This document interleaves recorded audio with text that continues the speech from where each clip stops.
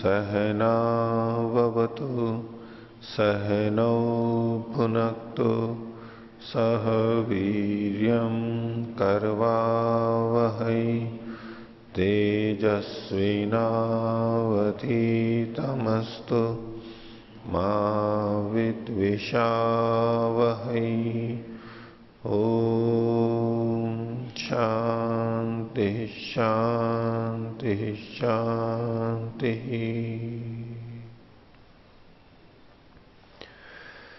मीमांसा दर्शन के क्रम में 36वीं कक्षा और अर्थ संग्रह की तीसरी कक्षा। पिछले पाठ में हमने देखा कि धर्म किसे कहते हैं, इस विषय में इन्होंने व्याख्या की और अर्थ संग्रहकार की व्याख्या और सूत्रकार की व्याख्या की संगति लगाई कि वेद मात्र के वाचक ये हैं और संपूर्ण वेद जो धर्म का वाचक है, धर्म को बताने वाला है, तो उसके सभी वाक्य इसके अंतर्गत आ जाएंगे। उनके द्वारा, वेद के समस्त वाक्यों के द्वारा जो हमें निर्देश दिया जाता है, जो बात बताई जाती है, वो सब धर्म के अंतर्गत आएगी। और जो प्रयोजन होता है धर्म का उद्देश्य, वो धर्म नहीं कहलाता है, धर्म से उसको हम प्राप्त करते हैं। और इसी तरह फिर आगे स्वर्ग कामो यजेता में, तो यजेता में यज धातु अलग बात है और त प्रत्यय वो अलग बात कहता है, क्रिया को और लिंगत्व को, विधि को। तो यजेता मतलब यागम कुर्यात, याग को करे। तो कुर्यात में करना भी है और लिंगत्व विधि भी है वहां पर। तो विधि और इसके अंदर साथ में चूंकि भावना शब्द आई कि भावना किसे कहते हैं, तो भावना के लिए भी इन्होंने बताया। और वो भावना कितने प्रकार की होती है, उसमें से हमने शाब्दी भावना के बारे में थोड़ा देखा और आगे उसको पूरा करेंगे और आर्थी भावना आदि का करेंगे। पिछले पाठ में से किन्हीं को पूछना है तो पूछ सकते हैं जी। ओ पृष्ठ संख्या 25। पृष्ठ संख्या 25। इसमें भावना के ऊपर चर्चा चली थी कि हाँ, होने वाले के अनुकूल हुआने वाले का व्यापार विशेष। हाँ, तो जैसे पचती में घटाए थे कि जो चावल पक रहा है और जो पका रहा है उसका जो व्यापार पचती में तो एक उदाहरण समझ, सरल उदाहरण समझना है। बाकी यहां पर यजेत ऐसी विधि वाक्य को लीजिए, यजेत यजन करे, ठीक है, या पचेत पकाए, ऐसा ले लीजिए। हाँ आगे। तो जैसे यजेत है, तो इसमें जो यजेत जो क्रिया है, भावना ये किसकी मानी जाएगी? जो परमेश्वर है उसकी मानी जाएगी? हाँ हाँ, परमेश्वर शब्द हम अपने ढंग से तो ठीक है, जो वेदों को या इनको वेदों को, वेदों के लिए अगर आप कह रहे हैं, मूल वेद के लिए स्वर्ग कामो यजेत, ये इन 4 वेदों में का मूल का वचन नहीं है, ये मंत्रों का नहीं है, बात के अन्य जगहों का वचन है, ये ब्राह्मण ग्रंथों आदि का। लेकिन उसको भी ये चूंकि वेद मानते हैं, उस दृष्टि से इनका कथन है। और उसको ये अपौरुषेय मानते हैं, यानी किसी ने बनाया नहीं है उन वाक्यों को। और मूल वेद के लिए तो हम कह ही सकते हैं कि वो वेद, लेकिन परमात्मा ने हमें दिया है इस रूप में, आप परमात्मा को कर्ता मान लें, बताने वाला या विधि करने वाला, तो ठीक है, इसको कहने वाला परमात्मा यह माना जा सकता है। भावयिता जो है वो परमात्मा माना जाता है, लेकिन ये इसको परमात्मा के रूप में नहीं कहते हैं, वो कहते हैं ये अपौरुषेय है, क्योंकि इसकी नित्यता चाहते हैं। नित्यता पे इतना बल है इनका कि ईश्वर को भी पौरुषेय के रूप में वहां स्वीकार नहीं करते हैं। ईश्वर भी तो पुरुष है, ईश्वर के द्वारा रचा गया तो अनित्यता आ जाएगी। तो ये तो सदा से हैं, नित्य हैं, अनादि हैं, इसलिए ये अपौरुषेय कहते हैं। तो इस भाषा में नहीं बोलेंगे ये तो अपौरुषेय कहेंगे, ईश्वर ने भी नहीं बनाया इनको, है बस ऐसे ही है। हाँ ठीक है। ये तो दूसरा प्रश्न था इसी में कि जैसे किसी ने किसी को आज्ञा दी कि यहां से जाए आप, ऐसा हाँ, तो जो आज्ञा देने वाला है, क्रिया तो उसकी तो नहीं हुई? क्रिया उसकी भी हुई। जिसने आज्ञा दी तो उसने आज्ञा देना रूप क्रिया की, गच्छेत क्रिया। आज्ञा देना, गच्छतु जाओ, तो उसकी ये क्रिया हो गई, ये भावयिता का व्यापार हो गया। हाँ ठीक। और दूसरा है वो जा रहा है, उसका जाने का हुआ। हाँ रविशंकर जी। इसी सूत्र में 25वें में, इसको सूत्र 25 में, ये सूत्र नहीं बोलते हैं, ये तो इनका व्याख्या है, मतलब गद्य है ये तो जी। हाँ, इसमें हाँ। तो इसमें जैसे एक उदाहरण अगर हम लेते हैं, जैसे पचेत, तो जो पकाने वाला जो है, हाँ तो उसका जो व्यापार विशेष है वो कहाँ से कहाँ तक का कहलाएगा? जहाँ से उसने चावल लिए हैं और जहाँ तक वो पकाए, तो वो पूरे बीच का सारा व्यापार इसमें लेंगे, ऐसा? दो दृष्टियां होती हैं इसमें। अगर आप उसको पचन मतलब गलन, मूल को ही लेना चाहते हो, विकृति, तो वो तो जब अग्नि चढ़ाएंगे तब पचन होता है वास्तव में तो। और जब तक अग्नि जलती है वो गलन क्रिया या परिवर्तन क्रिया चलती है, वास्तविक तो वो है। लेकिन उसके अनुरूप जो जो क्रियाएं की गई, हमने बर्तन धोया, हमने चावलों को साफ किया, उसको धोया, उसको चढ़ाया, जो भी ये सब हम करते हैं, वो सारा का सारा भी पचन के अंतर्गत ही आएगा। और उसके बाद उसको उतारा हमने, कुछ जो भी कुछ करना है उससे संबंधित, तो वो सारे को पचन के अंतर्गत ले लेंगे। हाँ, हाँ। दूसरा जी, पृष्ठ संख्या 19 पे, पृष्ठ संख्या 19। हाँ, ऊपर से जो दूसरी पंक्ति है, तो विधि और मंत्र, नामधेय, निषेध, अर्थवाद, ये 5 चीजें वेद के भाग में कही हैं। हाँ। तो जो मंत्र भाग है उसको अलग कैसे लिखा है, ये समझ में नहीं आया। हाँ, ये विषय आगे आएगा, अभी खोलेंगे इनको। ये जो भाग है ना, विधि, मंत्र, नामधेय, निषेध और अर्थवाद, ये सब आगे खुलेगा। इसमें इसका विषय है, इस अर्थ संग्रह का, आगे ये स्पष्ट हो जाएगा आपको। हाँ, पृष्ठ संख्या 18 पे जो यहाँ पर जो इन्होंने जो व्याख्या की है सूत्र की, तो उसमें वेद प्रतिपाद्य जो लिखा है, तो वहाँ पर उन्होंने फिर प्रयोजनवत भी लिखा था। तो अगर यहाँ पर इन्होंने जो संगति लगाई है उसमें चोदना शब्द से पूरे वेद का ग्रहण किया है, तो फिर उससे तो फिर वहाँ पर जो प्रयोजन वाले जो शब्द हैं उनका भी ग्रहण होगा, तो फिर उसकी कैसे संगति लगेगी? नहीं, प्रयोजन वाले तो वही तो हैं, जो वेद प्रतिपाद्य है वही तो प्रयोजन वाला है।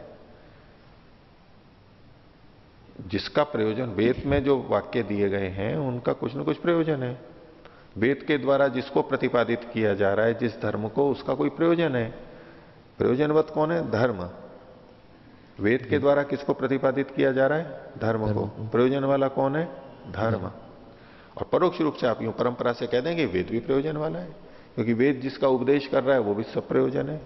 वो धर्म के माध्यम से, वेद के वचन, उसने कुछ कहा, उसका जो अर्थ है उसको धर्म कहा, जो कि प्रयोजन वाला है, निरर्थक नहीं है। तो धर्म भी प्रयोजन वाला कह सकते हैं, वेद भी प्रयोजन वाला कह सकते हैं। पर यहां प्रयोजनवत मतलब उस ऐसा अर्थ वेद के द्वारा प्रतिपादित जो प्रयोजन वाला अर्थ है उसको धर्म कहेंगे।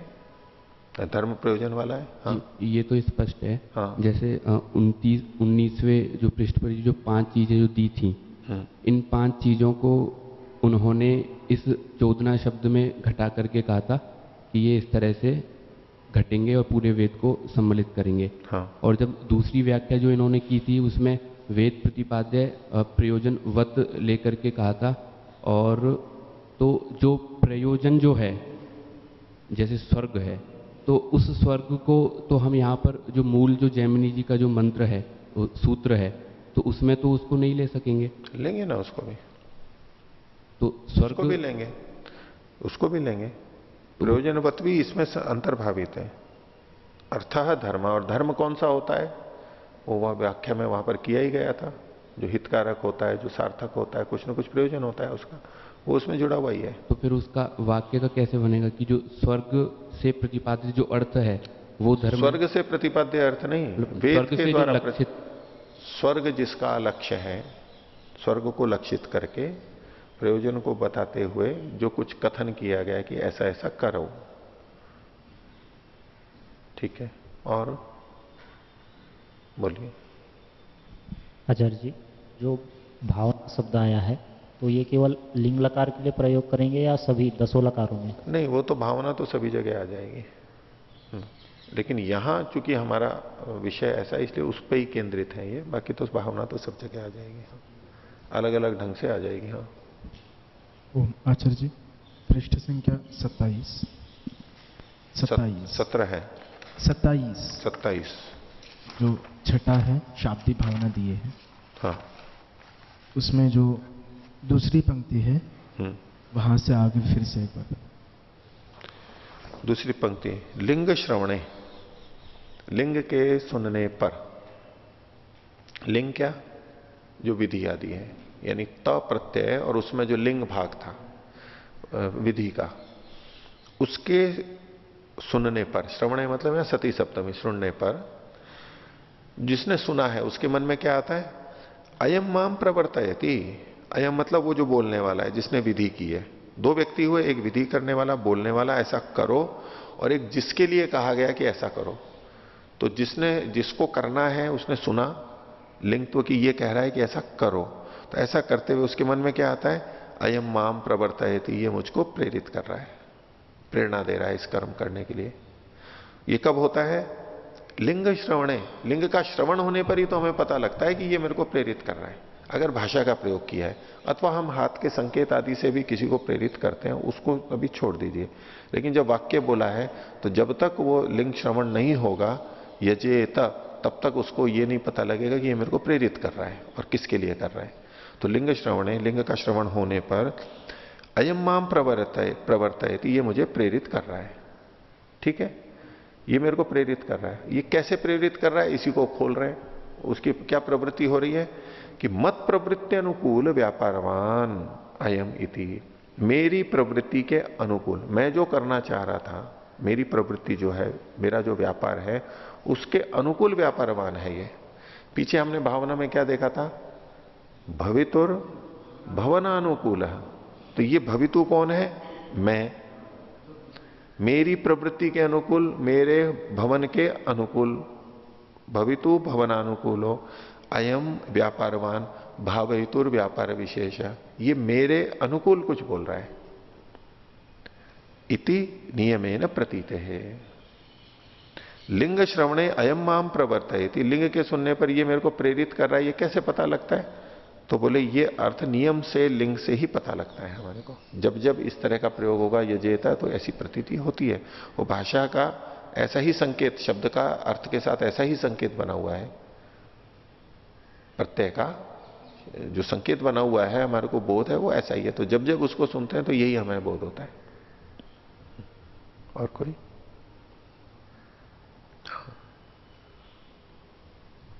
ओम आचार्य जी, पृष्ठ संख्या 18 में जो अर्थ संग्रह की पंक्ति है, दूसरी पंक्ति के अंत में तत्रापि चोदना शब्दस्य वेदमात्र परत्वात्, तो चोदना लक्षणोर्थो धर्म, इस सूत्र में भी जो चोदना शब्द है वो वेदमात्र परक है। तो वेदमात्र परक कैसे है? क्योंकि चोदना तो उस वाक्य को कहते हैं जो प्रेरणा वाक्य है, जिस वाक्य से कुछ करने के लिए प्रेरित किया जा रहा है, जिसको आप विधि कहेंगे। जी, विधि वाक्य। लेकिन उसके अलावा भी जो ये विधि, मंत्र, नामधेय, निषेध और अर्थवाद है, इस सबको लेकर के चलते हैं ये। तो फिर केवल विधि नहीं है जी, केवल विधि नहीं, जिसको हम विधि नाम से कहते हैं, ऐसा करो। अब निषेध है ऐसा मत करो, वो भी चोदना ही कहलाएगी। जी, तो फिर इन्होंने पहले जो धर्म का लक्षण किया था, हाँ, कि प्रयोजनवत अर्थो धर्म, तो उसमें यदि प्रयोजनवत नहीं पढ़ेंगे अर्थात वत नहीं लगाएंगे तो स्वर्ग आदि भी धर्म होने लगेगा। हाँ, अर्थात जो साध्य है वो भी धर्म कहलाएगा। हाँ, तब तो फिर वो बात खंडित होगी, क्योंकि जब वो वेद में कहे हुए सारी चीजों को ही धर्म कहना चाह रहे हैं, तब तो फिर वहां वत लगाने की आवश्यकता नहीं, वत तो फिर भी लगाना है, क्योंकि वेद में जो बातें कही गई हैं तो वो किसी को उद्दिष्ट करके कही गई हैं। अब जो वो बात कही गई है बस वो ही धर्म है। उस धर्म से जो लक्ष्य प्राप्त होगा वो अलग है। लक्ष्य का नाम भी उल्लेख तो होगा उसमें वाक्य में, लेकिन वो लक्ष्य विधि नहीं है, यानी लक्ष्य उस वाक्य का अर्थ नहीं है। लक्ष्य तो संकेत किया जा रहा है कि इसको प्राप्त करना है। मतलब जो लक्ष्य है वो धर्म नहीं है, वो धर्म नहीं है। लक्ष्य वाला धर्म वही होता है, इतना तात्पर्य। लक्ष्य जो होता है वो प्रयोजन वाला होता है, निष्प्रयोजन होगा वो धर्म नहीं कहलाएगा। तो वेद में जो पूरे वाक्य हैं, उन वाक्यों से जो कहा जा रहा है, तो उसमें प्रयोजन तो साथ में आया हुआ है, लेकिन प्रयोजन एक शब्द है वहां पर कहीं वाक्य में, लेकिन प्रयोजन के अलावा जो पूरी वाक्य रचना है उसके आधार पर देखेंगे तो वो जो अर्थ निकल करके आ रहा है, जो को हम धर्म कह रहे हैं, वो प्रयोजन वाला है। तो प्रयोजन के शब्द तो आएंगे ही वहां पर। वो जो प्रयोजन कहा गया उसको धर्म नहीं कह रहे हैं यहां, प्रयोजन को धर्म नहीं कह रहे हैं। यद्यपि प्रयोजन को बताने वाले शब्द वहां वेद में मिलेंगे, लेकिन प्रयोजन को धर्म नहीं कह रहे। जी आचार्य जी, अगर सारे वेद का ही उसमें ग्रहण करना होता कि पूरा वेद में जो भी कहा गया वो सारा धर्म है, तो यहाँ पर चोदना लक्षण और तो धर्म ना कह करके जब चोदना शब्द वेद मात्र परक है, तो वेद के द्वारा जो भी लक्षित है वो सारा धर्म है, तो ऐसा कह सकते? वेद के द्वारा लक्षित हमारे लिए जो कर्म कहे गए हैं उनको लेंगे, उनको लेंगे। वो उन्होंने इस शब्द से प्रेरित किया है, जो प्रेरणावाचक जो शब्द है उससे उन्होंने कह दिया है। ये तो केवल अंतर्विरोध को घटाने के लिए इन्होंने ऐसा कहा है। ठीक है, आखिर तो कहीं कहीं विधि निषेध कर्तव्य ये तो सब बताएंगे ही ना। वो कई तरह से विधि मतलब साक्षात विधि करके भी बोला जाता है, ऐसा करो। एक है उस बात की केवल प्रशंसा कर दी तो भी उसका मतलब यही होता है कि करो। तो जो भी करने का है विधि या निषेध के रूप में मुख्य रूप से तो उसी के अंतर्गत आएगा। बाकी ये पांचों चीजें तो आगे आएंगी उसी। इनका तात्पर्य सारा इतना ही है कि वेद प्रतिपाद्य और चोदना में भेद नहीं है और एक ही मान करके उसको चल रहे हैं, विरुद्ध नहीं है वो कथन। जी आचार्य। दूसरा है 20वें पृष्ठ में ये अर्थ संग्रह की जो अंतिम पंक्ति है इसकी, उभाभ्याम अपि अंशाभ्याम भावना एव उच्यते। तो ये जो दोनों हैं आख्या तत्व और लिंगत्व, इन दोनों के द्वारा भावना को ही कहा जाता है। तो यहाँ पर इसके व्याख्याकार ने कहा है कि यहाँ एव शब्द लगाने से जो कर्ता आदि उसके जो वाच्य होते हैं उनकी निवृत्ति कराई गई है। अर्थात आख्यात के द्वारा तो केवल भावना को ही कहा जाता है, कर्ता कर्मा आदि को नहीं कहा जाता है। तो इसमें ये प्रश्न उठेगा कि फिर उनको किसके द्वारा कहेंगे? नहीं, उनको भी कहा जाता है ना उससे। आख्या दो अंश इन्होंने कहे ना, एक आख्या तत्व और एक लिंगत्व। ये जो दोनों हैं इनसे, यहां ये नहीं कहा जा रहा है कि प्रत्यय से। प्रत्यय में ये दो बातें हैं, प्रत्यय में दो बातें पता लग रही हैं, इन दोनों से भावना ही कही जा रही है। लेकिन इससे ये नहीं, इसका ये अर्थ नहीं लेना चाहिए कि प्रत्यय से पुरुष या वचन नहीं कहा जा रहा है। पुरुष वचन भी कहा जाता है। जब दोनों ही अंशों से वो कह दिया तो किस अंश से अब पुरुष को कहा जाएगा? नहीं, आप ये मान के चल रहे हो कि प्रत्यय में बस दो ही अंश है, उसके अलावा कुछ नहीं है। ठीक है, प्रत्यय में दो ही अंश हैं और दो से ये अर्थ आ रहे हैं, तो फिर और कौन सा अंश बचा जिससे कि और कुछ पुरुष या वचन को कहेंगे? इन्हीं दोनों से कहना चाहिए, तो इन दोनों से तो पुरुष और वचन आ नहीं रहा है, तो मत लीजिए ना इससे। प्रत्यय के ये दो अंश हैं, और भी जो अंश हैं वो तो पुरुष और वचन को बताएंगे, वो काल को बताएंगे, जो भी है उसके अंदर वो अलग बताएंगे। यहां केवल दो अंश लिए गए। ऐसा नहीं कहा जा रहा है कि ये 50-50% बस यही दो अंश है और कुछ है नहीं। ये चीज भी प्रत्यय का अंश है, ये भी उसका अंश है। बस प्रत्यय में दो अंश होते हैं, आख्या तत्व लिंगत्व, ये है। अन्य अंशों का निषेध नहीं कर रहे हैं, वो भी प्रत्यय से ही कहा जाएगा, नहीं तो और कोई उपाय ही नहीं है। प्रकृति से कह नहीं रहा है वो, प्रत्यय तो आके कहेगा। चाहे वाचक पक्ष कहें चाहे द्योतक पक्ष कहें, वो तो प्रत्यय में ही, प्रत्यय से द्वारा ही संकेतित मानना पड़ेगा हमें। उसमें तो व्याकरण वाली बात वो ठीक है, इसका ये खंडन नहीं कर रहे हैं। ठीक है, और कोई? अच्छा जी, पाणिनि के सूत्र के अनुसार विधि निमंत्रण आमंत्रण अभीष्ट संप्रश्न प्रार्थनेषु और विधिलिंग और लोटच ये विधि में आ गई, परंतु यहाँ पर जो ये वेद को जो इसमें 6 भागों में बांटा गया है, इसके विषय के अनुसार विधि, मंत्र, नामदेह और निषेध और अर्थवाद। तो यहाँ पर क्योंकि चोदना लक्षण अर्थो धर्म में कहा है, तो अब ये चोदना और विधि ये समानार्थक माने जाएंगे जी? नहीं, समानार्थक नहीं, इसको व्यापक ले लीजिए। विधि भी उसके अंतर्गत आ रही है। जब उन्होंने चोदना का मतलब पूरे वेद वाक्य को ले लिया, सभी वेद, पूरे वेद को ले लिया, और उसके जितने भाग हैं वो सब उसके अंतर्गत आएंगे। लेकिन मुख्य रूप से आप कह सकते हैं कि प्रेरणा मतलब तो विधि में होती है, लेकिन निषेध में भी होती है, अर्थवाद में भी होती है। ठीक है, तो उसको पूरे को ही लेकर के चल रहे हैं अभी यहां पर। तो ये चोदना को यहाँ व्यापक रूप में लेंगे, व्यापक रूप से ही लेंगे, और ये जो विधि है इसके अंतर्गत लेंगे, इसी में ले लेंगे। जी आचार्य जी, आपने अभी बताया था कि सभी लकारों में होगा क्या? ये भावना। भावना, लेकिन भावयिता तो केवल विधिलिंग आदि ठीक लकार है, में होते हैं। विधिलिंग लोट के अंदर जहां वो है, अन्य लट आदि लकार में नहीं होगा। उसमें भावयिता नहीं होगा, लेकिन भावना तो वहां पर होगी। ये जो भावना कही जा रही है, ये भावयिता वाली, यानी एक वाक्य और कुछ बोलने वाला और करने वाला, उतने अंश में तो नहीं होगी। लेकिन भावना का मतलब जो हम क्रिया लेते हैं वो तो सब जगह है ही। नहीं, केवल क्रिया नहीं लेते ना, भावना का अर्थ हम लेते हैं भावयितु क्रिया। हाँ, ये भावयितु क्रिया ये यहीं पर ही घटेगी, विधिलिंग और लोट में घटेगी।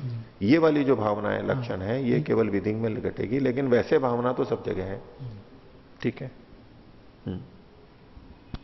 आचार्य जी, अभी इसी बात पर था, यदि भावना से केवल दो ही क्रियाएं के लेंगे, लिंग लकार या लोट लकार को ही लेके देखेंगे, तो दूसरे क्रियाओं को जब हम प्रेरक निजंत ला के देखेंगे तो वो भी तो भावी हेतु के रूप में आ सकता हो जाएगा ना। उसमें निच तो वहां प्रेरक आ ही रहा है वहां पर, तो दसों लकार में उस दृष्टि से देख सकते नहीं, वो तो ले सकते हैं, लेकिन वो फिर सीधे सीधे धातु से तो नहीं है ना। वो आप निच ला करके करेंगे ना उसको, तो नियंत्र धातुएं हो गई, उस रूप में कर सकते हैं प्रेरणा। और वैसे सीधे सीधे लिंग तो देखेंगे भाषा की दृष्टि से, तब तो इसमें आएगा। लेकिन ऐसा हम जो सामान्य भाषा लट लकार का भी प्रयोग करते हैं, उसमें भी जहां हम प्रशंसा कर रहे हैं, इससे ऐसा होता है, करना चाहिए ये नहीं है। अब यूं तो तबियत प्रत्यय आदि आते हैं, वहां से भी निकल करके आता है। ये प्रेरणा वहां से भी निकल करके आती है, अन्य प्रत्ययों से भी आती है, कृत प्रत्ययों से, कर्तव्यम आदि से। और दूसरा कहीं सीधे सीधे भी होता है ना, इससे ऐसा होता है। अब ये हम प्रशंसा कर रहे हैं उसकी, और इस प्रशंसा से भी वहां पर प्रेरणा निकल करके आ रही है, लेकिन सीधे सीधे प्रत्यय से नहीं आ रही है, वो अर्थवाद से आ रही है। प्रत्यय और वो प्रकृति यानी क्रियावाचक जो पद है और उसके प्रत्यय से हम सीधे सीधे नहीं कह सकते, क्योंकि हमें उसमें व्याकरण लाना ही पड़ेगा कि इस प्रत्यय का कौन सा अर्थ है, वो ये थोड़ा ना बताएंगे। प्रत्यय का अर्थ तो व्याकरण के अनुसार ही होगा, और व्याकरण में लिखा हुआ नहीं है, वहां तो वर्तमान लट लिखा हुआ है केवल, और तो नहीं है। वो पद की दृष्टि से तो वहां तक ही सीमित रहा, लेकिन पूरे वाक्य से हमें वहां पर भी प्रेरणा मिलती है। अर्थवाद वाक्य होते हैं, अब होता वहां लकार ही है, वो प्रेरणा वाक्य से आ रही है, ऐसा मानेंगे, वहां पर अर्थवाद से आ रही है। सीधे सीधे जहां विधि कही गई है, तो विधिलिंग और लोट, ये दो तो हम सीधे सीधे ले सकते हैं, और कुछ कृत प्रत्ययों को ले लेते हैं। ठीक है जी। तो आगे चलेंगे।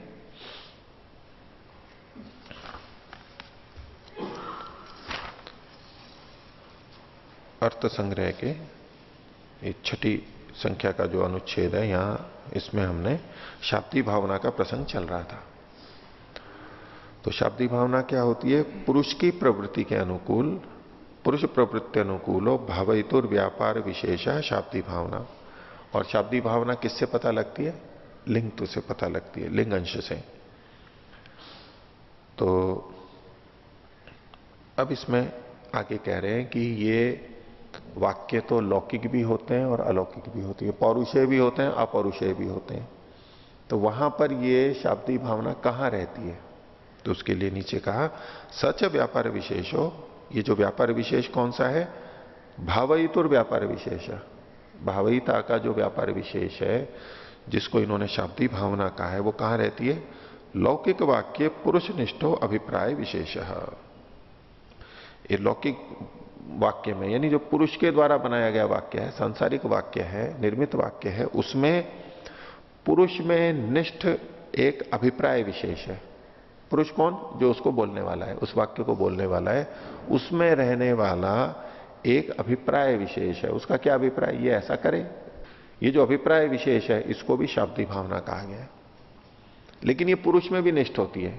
हमारे को दिखाई दे रहा है ये व्यक्ति ऐसा बोल रहा है, भावना है, भावयितुर व्यापार विशेष है, उसके अंदर भावना है, वो बोल रहा है, शब्द का वाक्य का प्रयोग वो भी कर रहा है, लेकिन ये कहां पर है? पुरुषनिष्ठ है।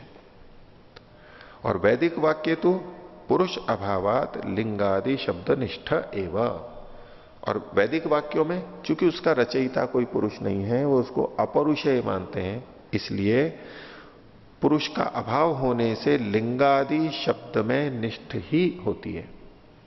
लौकिक वाक्यों में पुरुषनिष्ठ और उसने जो वाक्य बोला है उसमें जो लिंगत्व है उसमें भी निष्ठ रहती है वो शाब्दी भावना। पुरुष के का अभिप्राय विशेष भी है और उसने जो वाक्य बोला है उसमें जो लिंगत्व है, विधि भाग है, अंश, उसमें भी निष्ठ रहती है, दोनों में रहेगी। लेकिन वैदिक वाक्यों में पुरुष तो कोई है नहीं, इसलिए पुरुषनिष्ठ कोई भावना विशेष हम कह नहीं, पुरुषनिष्ठ कोई अभिप्राय विशेष नहीं कह सकते। तो वहां तो केवल लिंगत्व से ही पता लगती है, वो शाब्दी भावना लिंग में ही रहती है। अतः एवं शाब्दी भावना इति व्यवह्रियते। इसको शाब्दी भावना क्यों कहते हैं? क्योंकि ये शब्द से पता लगती है हमें, वेद के संदर्भ में, वेदादि शास्त्रों के संदर्भ में, चूंकि ये शब्द से ही पता लगती है, पुरुष का होता नहीं है, इसलिए इसका नाम ही शाब्दी भावना कर दिया गया। ठीक है, आगे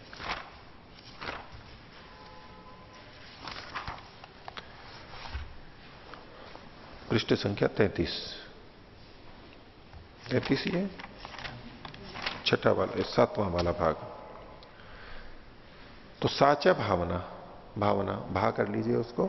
ये भावना जो होती है अंश त्रयम अपेक्षते, तीन अंशों की अपेक्षा करती है, तीन उसके भाग होते हैं। कैसे? साध्यम साधनम इति कर्तव्यताम च। एक उसमें साध्य भाग होता है, एक साधन भाग होता है और एक इति कर्तव्यता होता है। शाब्दी भावना में जो प्रेरणा दी जा रही है तो उसका साध्य यानी कुछ प्रयोजन होता है। अगर हम किसी को प्रेरणा देते हैं कि आप ऐसा कीजिए, तो इसका प्रयोजन क्या है हमारा? सीधे सीधे उस व्यक्ति से वो करवाना। अब परंपरा से कह सकते हैं वो करेगा तो उसको ये लाभ होगा, ये होगा, वो हम और आगे तक ना जाएं। हमने कहा कि ऐसा करो, उसका प्रयोजन क्या है? वो ऐसा करे। हमारे ये बोलने का, प्रेरणा देने का प्रयोजन क्या है? सीधा वो ऐसा करे। तो ये जो प्रयोजन है ये साध्य है। हमने कहा करे, उसने कर लिया, है हमारा वाक्य सिद्ध हो गया, ये साध्य है, लक्ष्य है कि वो प्रेरित हो। तो एक तो होता है साध्य और दूसरा है साधन। वही मैं दूसरे को प्रेरित कर रहा हूं तो इसमें साधन क्या है? कैसे प्रेरित कर रहा हूं? कोई क्रिया कर रहा है, भावना है, ये शाब्दी भावना एक क्रिया है, तो क्रिया कुछ साधन तो होगा उसका। तो साध्य है और साधन है। और उसके अलावा ये की कैसे जाती है, प्रेरणा करते कैसे हैं, उसको कहते हैं इति कर्तव्यता। कर्तव्यता मतलब जो करने योग्य होता है, और इति मतलब ऐसा ऐसा ऐसा करना चाहिए। ये जो चीज है ये भी वहां पर जुड़ी भी रहेगी। तो साध्य, साधन और इति कर्तव्यता, एक तीन इसके अंश हैं शाब्दी भावना के। आर्थी भावना के भी यही तीन अंश होते हैं, शब्द यही आएंगे, साध्य, साधन और इति कर्तव्यता, लेकिन उनके तात्पर्य अलग अलग होंगे, वो भी बताएंगे आगे। तो साध्य, साधन और इति कर्तव्यता को दूसरे शब्दों में आगे खोला जा रहा है। किम भावयेत, भावना थी शाब्दी भावना, तो किम भावयेत, अनेन किम भावयेत, अनया किम भावयेत, इस भावना से क्या करना है? तो किम भावयेत, तो भाई जो साध्य है वो लक्ष्य है, वही तो उसी की तो भावना करेगा। तो किम भावयेत, एक प्रश्न उठेगा। दूसरा केन भावयेत, किससे करे? ये दूसरा वाला है साधन यानी करण, केन भावयेत। और इति कर्तव्यता के लिए कहा कथम भावयेत, कैसे करे, क्या करे, कैसे करे, कि किसके द्वारा करे और कैसे करे, किसको प्रेरित करे, किसके द्वारा प्रेरित करे और कैसे प्रेरित करे। तो साध्य, साधन और इति कर्तव्यता, ये तीन चीजें हैं। केन भावयेत, किम भावयेत, केन भावयेत और कथम भावयेत। अब इन तीनों को खोल रहे हैं कि यहां पर है क्या चीज वो। अभी तो शब्द रूप में हमने 3 अंश देखे। तो साध्य तो कहते तत्र साध्य कांक्षायाम, साध्य की जो हमारी आकांक्षा है, जानने की इच्छा है कि भाई साध्य क्या है, इसका मैं जो प्रेरणा कर रहा हूं इसका साध्य क्या है, ये जो हमको इच्छा है, तो उसको कह रहे हैं वक्ष्यमाणांश त्रयोपेता आर्थी भावना। आर्थी भावना इसका साध्य है। शाब्दी भावना का साध्य क्या है? आर्थी भावना। भावना 2 प्रकार की, शाब्दी भावना, आर्थी भावना। आर्थी भावना को आगे बताएंगे, लेकिन शाब्दी भावना का प्रयोजन क्या है? आर्थी भावना। और कैसी है आर्थी भावना? वक्ष्यमान अंश त्रयोपेता, आगे जिसको कहा जाएगा 3 अंशों से युक्त जो आर्थी भावना है वो पूरी, यानी तीनों अंशों से युक्त। आर्थी भावना का कोई एक अंश नहीं, आर्थी भावना के भी यही 3 अंश आएंगे, साध्य, साधन और इति कर्तव्यता।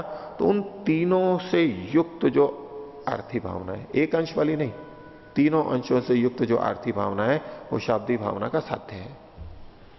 तो किम भावयेत? आर्थी भावना भावयेत, प्रेरणा इसलिए दे रहे हैं कि वो करे वैसा।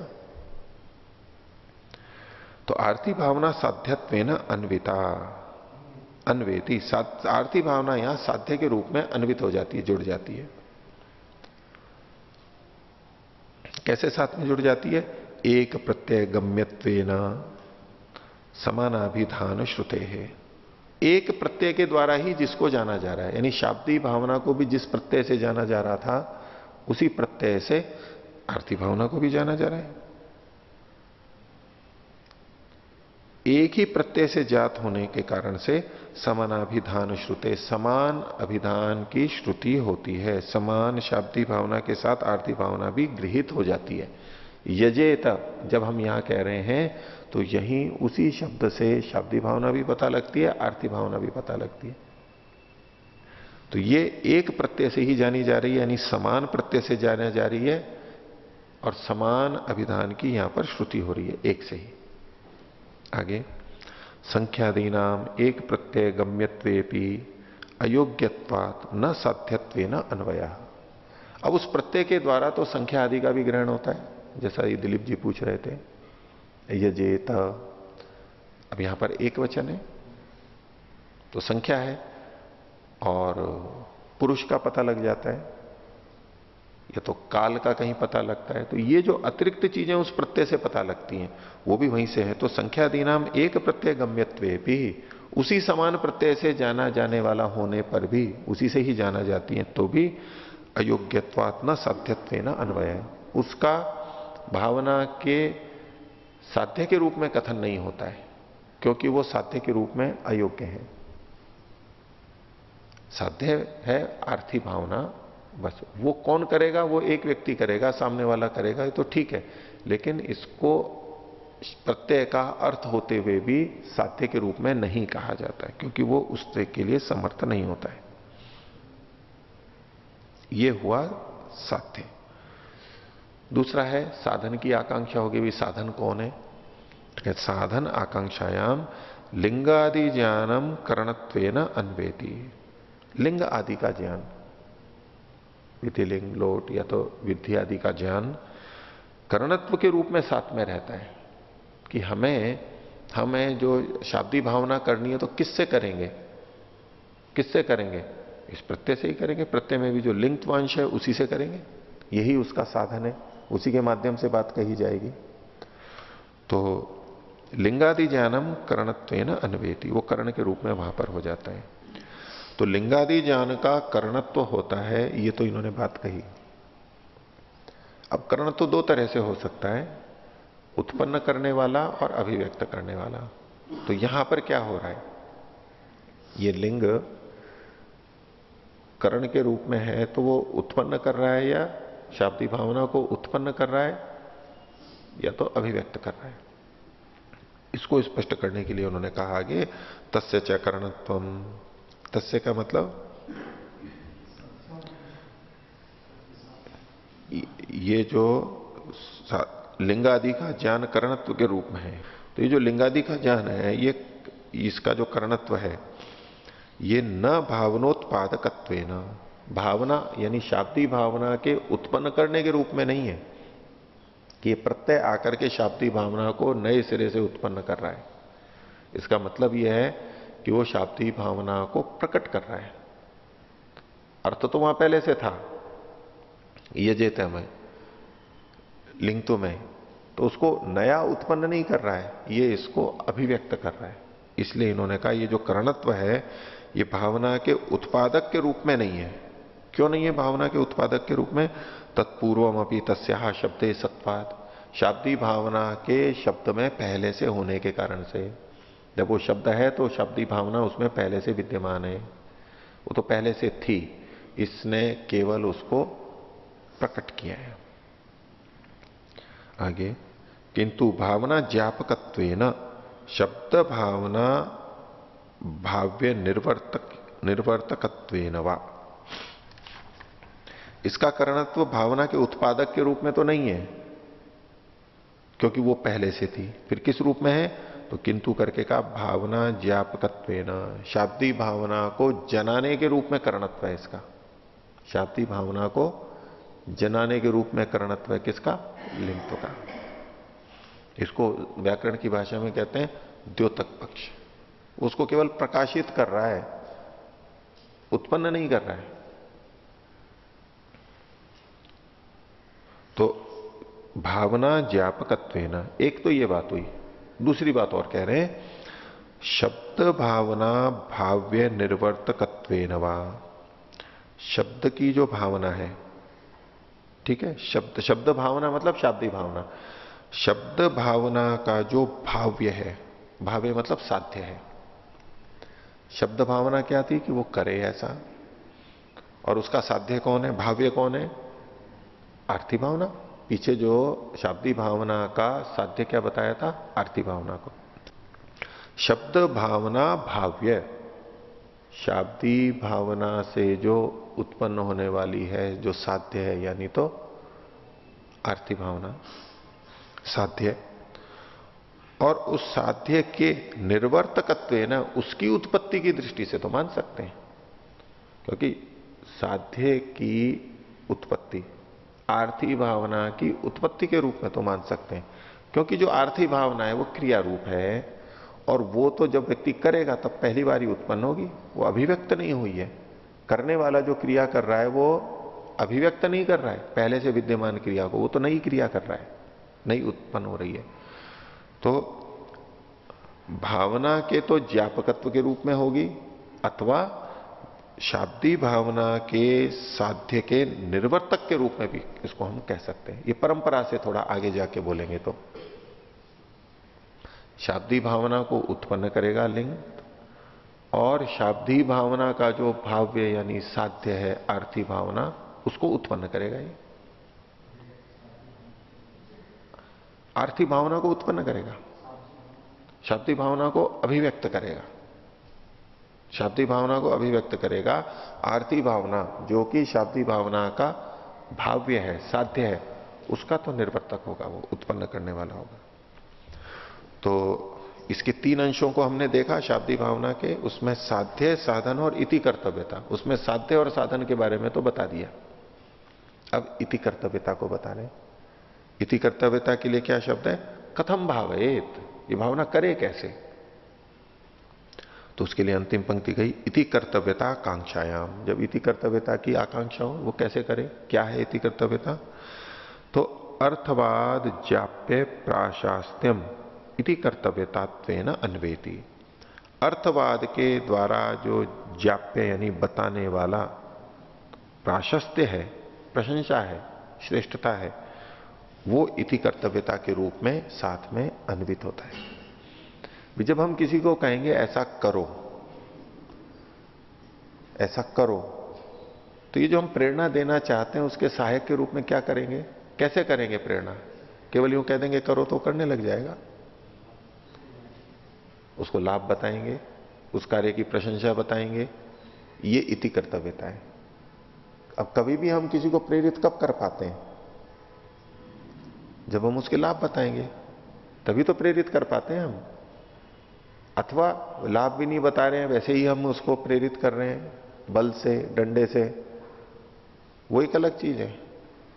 लेकिन वैसे अगर हमें किसी को प्रेरित करना है और दूसरा करेगा तो उसे हमें प्रशंसा उसका अर्थवाद कथन करना होता है, इससे ये लाभ होगा, ये होगा। बिना उसके जो होता है वो एक अलग प्रक्रिया है। लेकिन इति कर्तव्यता कांक्षा में अर्थवाद के द्वारा जाप्य जो प्राशस्त्य है वही इति कर्तव्यता के रूप में अन्वित होता है। और हम जितनी प्रशंसा उस वस्तु की कर पाएंगे, उसको समझा पाएंगे कि इसमें ये लाभ है, उसको करने लग जाएगा, नहीं तो वो करेगा नहीं। हाँ, और अगर कर रहा है फिर भी हमने प्राशस्त्य कथन नहीं किया फिर भी वो कर रहा है तो दूसरे कारण से वो डंडे के बल पे कर रहा है। ये बुरा ना मान जाए इसलिए कर रहा है, नियम के कारण से कर रहा है, वहां दूसरे प्रयोजन होंगे। वो वास्तव में नहीं कर रहा होगा, कर तो रहा है लेकिन कि हानि ना हो जाए मेरे को इसलिए कर रहा है। इन्होंने कहा है तो इन्होंने कहा है वो मैं क्यों कर रहा हूं, किसी के कहे हुए को मैं क्यों कर रहा हूं, क्यों किसी के कहे हुए को नहीं कर रहा हूं? क्योंकि जिसके कहने पर हम ना करें तो हमारे पे प्रभाव आएगा, दुष्प्रभाव आएगा, इसलिए हम कर लेते हैं, उनके अनुसार कर लेते हैं। हम उनको प्रसन्न रखना चाहते हैं, उनको हम अनुकूल बनाना चाहते हैं, इसलिए उनके अनुकूल, इसलिए हम उस कार्य को करते हैं। कुछ ना कुछ लाभ तो हम देखते ही हैं वहां पर, नहीं तो नहीं करेंगे।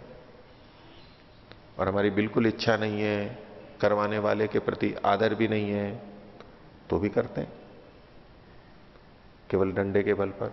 अगर नहीं किया तो ये डंडा मारेंगे, पिटाई करेंगे, नौकरी से निकाल देंगे, इत्यादि जो डर है हमारे को, हानियां दिखाई दे रही हैं, उन हानियों से बचने के लिए भी हम करते हैं, ये भी बात है।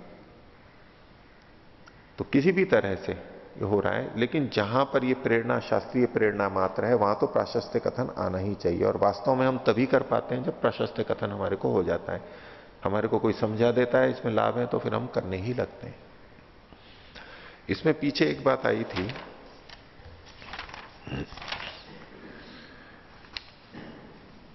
27वें पृष्ठ पर जो शाब्दी भावना का था, दूसरी पंक्ति, लिंग श्रवणे अयम माम प्रवर्तयति मत प्रवृत्ति अनुकूल व्यापारवान अयम इति। ये मेरी प्रवृत्ति के अनुकूल व्यापार वाला है, मेरी जो प्रवृत्ति है उसके अनुकूल व्यापार वाला है। तो कल रविशंकर जी भी पूछ रहे थे, इसी को पूछ रहे थे कि भाई दूसरा प्रेरित कर रहा है, वो अभी मेरी तो इच्छा ही नहीं है, मेरी प्रवृत्ति के अनुकूल कहां से होगा वो? मेरी कोई प्रवृत्ति हो और फिर कोई प्रेरित करे तब तो कहेंगे मत प्रवृत्ति अनुकूल व्यापारवान अयम। अभी मेरी कोई प्रवृत्ति ही नहीं है, मेरे को कुछ पता ही नहीं है उसके बारे में, तो फिर भी दूसरा कह रहा है और फिर मैं मान रहा हूं, तो वहां पर भी तो प्रेरणा हो जाएगी, वो भी तो शाब्दी भावना है। तो मत प्रवृत्ति अनुकूलता नहीं घटेगी ना यहां पर। तो इसमें यद्यपि प्रथम बार में हमें पता नहीं है कि इसके क्या क्या लाभ है, लेकिन वो जब हमें लाभ बता रहा है वो हमारे लाभ के लिए ही तो बता रहा है। हम भी चाहते हैं कि ऐसा लाभ मिले, हम भी चाहते हैं कि हमें सुख मिले, हम भी चाहते हैं कि हमें शांति और स्वास्थ्य मिले। उसके अनुरूप कोई कह रहा है तो हमारे अनुकूल ही कह रहा है, यदि भी हमें पता नहीं है कि इससे क्या क्या होने वाला है। किसी ने कहा इस औषधि से आपको ये लाभ होगा, अब वो लाभ हमें यूं नहीं पता था, लेकिन सामान्य रूप से तो हमारे मन में इच्छा है ना कि हम हमारा बल सामर्थ्य बढ़ा हुआ रहे, ये तो हम चाहते ही हैं, ये हमारी इच्छा है। और सबसे मूल में जाएंगे तो सुख प्राप्ति और दुख की निवृत्ति की तो हमारी इच्छा है ही। और वो जो बता रहा है प्रशंसा करके कि आप ऐसा ऐसा करो, तो हमारी प्रवृत्ति के अनुकूल ही कर रहा है। यूं कुछ ना कुछ ढंग से मानेंगे, सीधे सीधे तो नहीं होगा। बोले कि मेरी तो व्यायाम करने की प्रवृत्ति ही नहीं थी, ये मेरे को व्यायाम करने को कह रहे हैं, तो फिर मेरी प्रवृत्ति के अनुकूल कैसे हुआ ये? नहीं, मेरी स्वस्थ रहने की तो प्रवृत्ति है, और उस पर भी ध्यान नहीं जा रहा है किसी का। स्वस्थ रहने पे भी तो बोले सुखी रहने की तो प्रवृत्ति है, दुख से हटने की तो प्रवृत्ति है, रोग तो हम नहीं चाहते हैं, अक्षमता तो नहीं चाहते हैं, दुर्बलता तो नहीं चाहते हैं। तो इन सब दृष्टियों से वो मत प्रवृत्ति अनुकूल ही माना जाएगा। दूसरा जो मैं अन्य बातें बोल रहा था कि जब किसी प्रयोजन से दूसरा बुरा ना मान जाए, उनके पास हमें रहना है इसलिए हम मान लेते हैं, या वो ताड़ित ना करे इसलिए हम मान लेते हैं, इन सब में भी हम स्वीकार करते हैं उसको। जो प्रेरणा वाला है, व्याकरण में भी जैसे आता है कि जो प्रेरक होता है तो एक प्रेरक होता है, वो करवाता है, वो कर रहा है, तो करने वाला भी सहायक होता है, उसको स्वीकार कर रहा है। अगर दूसरा नहीं कर रहा है तो वो नहीं करेगा। करते हुए को प्रेरणा दी जाती है। एक व्याकरण में बात आती है, करते हुए को करवाया जाता है, न करते हुए को करवाया नहीं जाता है। हम कहें कि नहीं, मैं तो बिल्कुल करने ही वाला ही नहीं था, ये इन्होंने तो मेरे को बहुत दबाव डाला और इसलिए ये करवा लिया, मैं तो इसको गलत मानता हूं, इसने दबाव डाला, सामाजिक दबाव डाला, ये डाला, मेरे को रिश्वत लेनी पड़ी या जो भी हुआ। तो बोले कि तो न करते हुए को करा दिया इसने। लेकिन व्याकरण की दृष्टि से यहां पर तो भी करते हुए को ही करवाया जाता है। इसको कैसे व्यवहार में देखेंगे कि ठीक है, पहले मैं रिश्वत नहीं लेना चाहता था, असत्य नहीं बोलना चाहता था, दूसरे ने दबाव दिया हमारे पे, उस दबाव को एक सीमा तक तो हमने झेला, तब तक तो हम कर नहीं रहे थे। फिर एक सीमा के बाद में हमने कहा नहीं, तो करना पड़ेगा, अगर नहीं किया तो ये हानियां हो जाएंगी, ये लाभ नहीं होंगे। अब ये क्या कर लिया हमने, अनुकरण लिया, भले ही दबाव के कारण है, लेकिन जब दबाव के कारण भी हम करते हैं तो हम करने लगते हैं, तब दूसरा करवा पाता है, नहीं तो नहीं।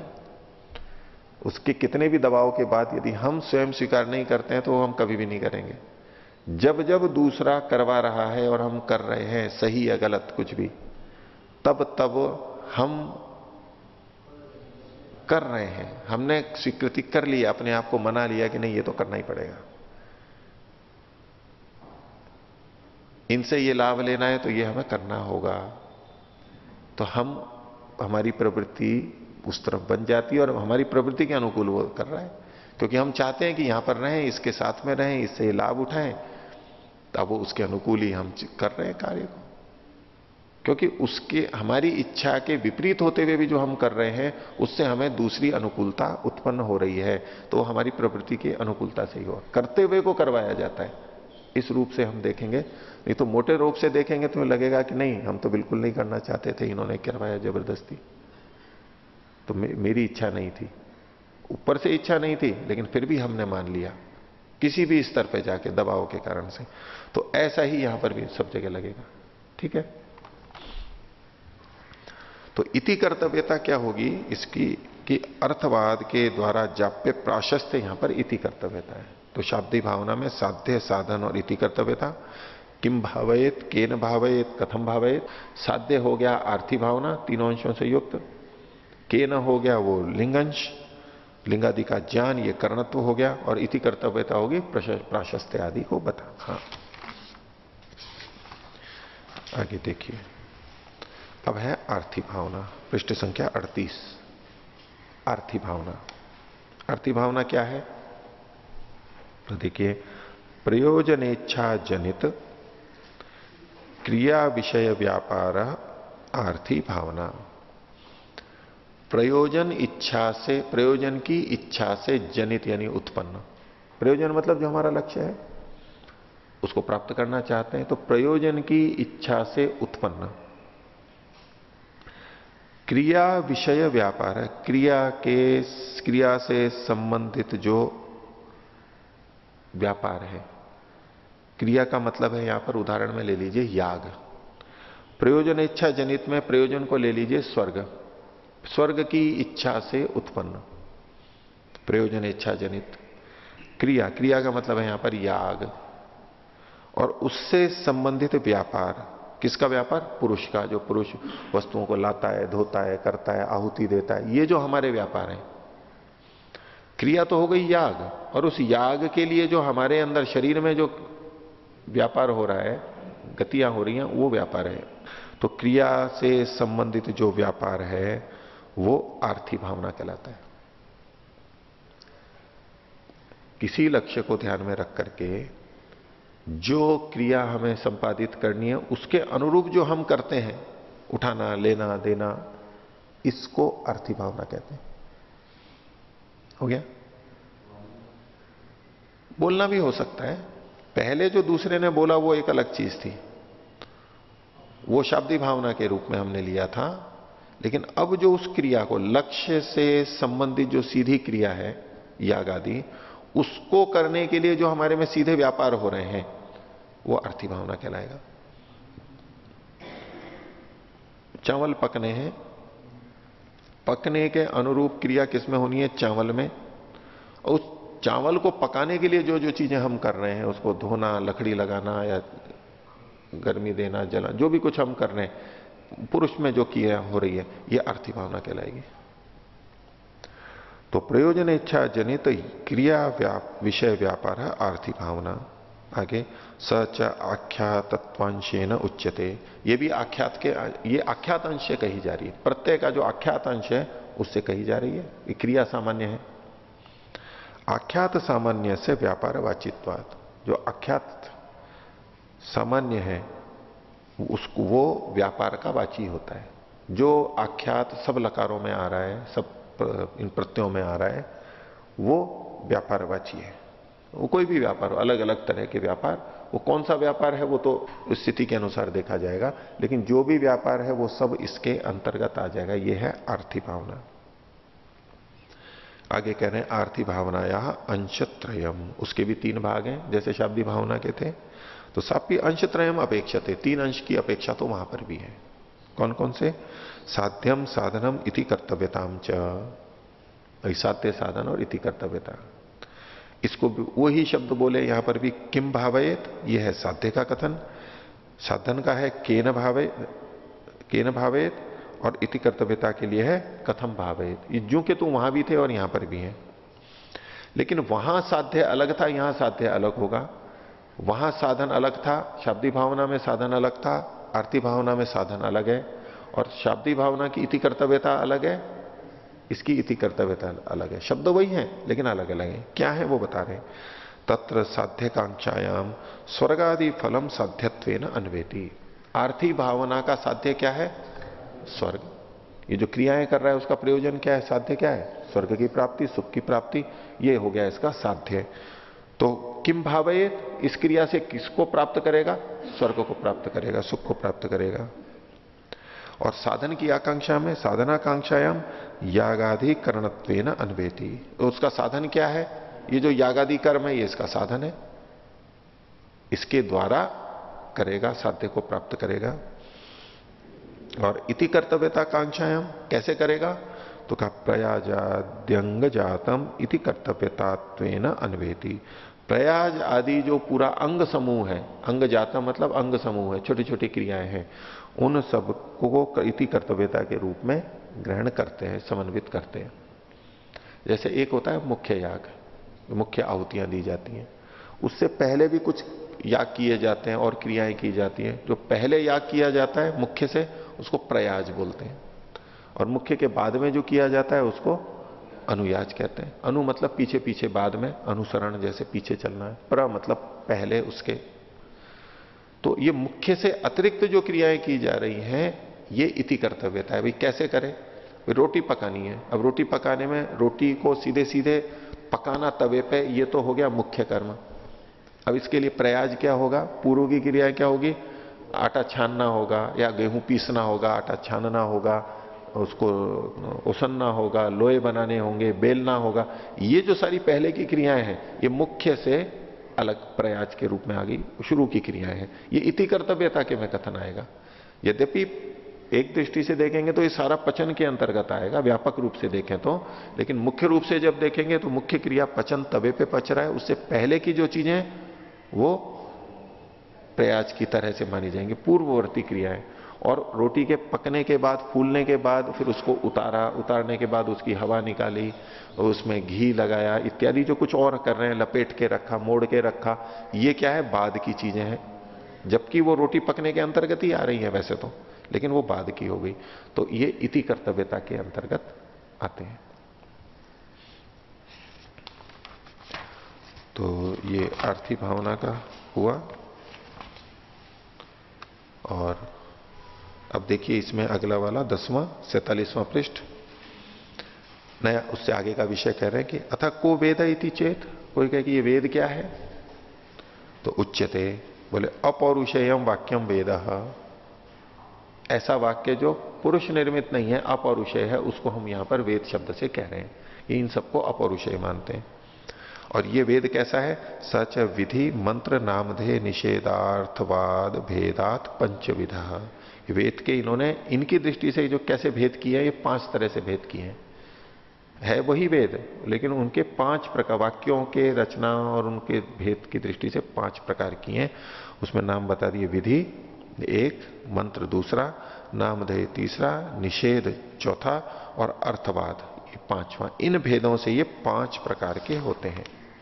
अब इसमें विधि आदि क्या क्या होते हैं उनकी चर्चा आगे होगी। इन वेद के जो ये 5 भाग का कहे हैं, इनका उदाहरण सहित वर्णन आगे प्रारंभ होगा। तो शाब्दी भावना और आर्थी भावना और वेद के 5 भेद ये हमने आज देखे। तो आज का पाठ इतना ही रखते हैं। प्रणव।